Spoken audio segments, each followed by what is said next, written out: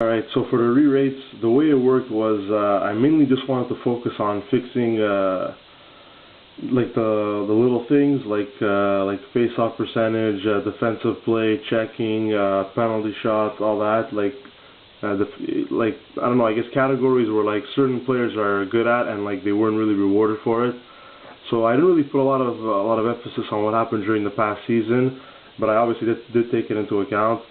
So the way it worked is the reason why the ratings took so long is because I really wanted to detail on everything. Like I went into the NHL.com stats and like in the past couple of seasons I looked at the best face-off guys, the best guys in the shootouts for both players and forwards.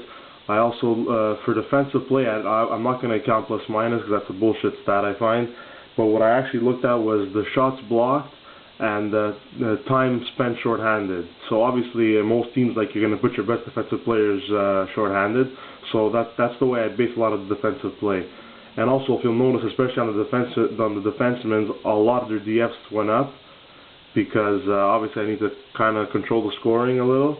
And I think I fixed everything. You'll also notice that all the fighting is down except for the guys who are really fighters in the NHL. And also the discipline basically shot up for everyone, even the fighters. So I think like the lowest they'll get now for a DI, which is discipline, is like maybe a 45 to a 50 in that range. And like all the average players, like, you know, guys who whatever, and they'll get like 40 to 70 penalty minutes a year, which is kind of average. Well, then they're all like over 80 in discipline. So hopefully the scoring is going to be fixed that way. Again, like I said, I took into account a little what happened over the past season, but I didn't put too much stock into it because obviously when like there's 4 guys getting close to 200 points, you know there's something wrong. What else did I want to say? Oh yeah, you got a lot of you are gonna notice by the page that, oh, my guy either stayed the same or like he might have even went down even though he had an amazing year.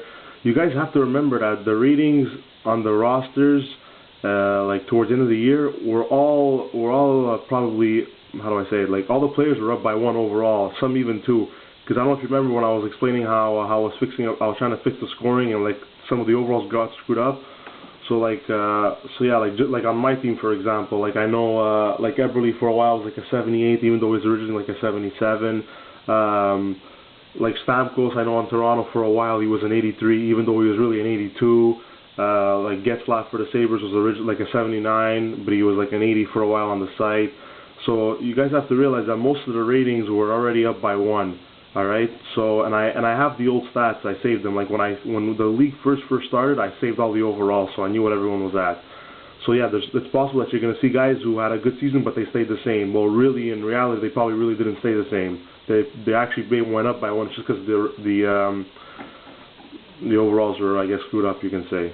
So yeah, the best 3, there's the 5 best players in the game are an 83 overall.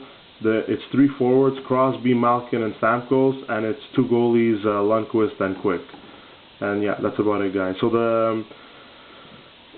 so I spent a lot of time on it. I hope well, obviously not everyone's going to agree with every rating. It's just how it is. But yeah, like guys who are defensive, like defensive defensemen and all that, I tried to really boost their DF. Forwards who are defensive, I boosted the DF and all that. Centermen who are really good in face-offs, I try to make everything as realistic as possible.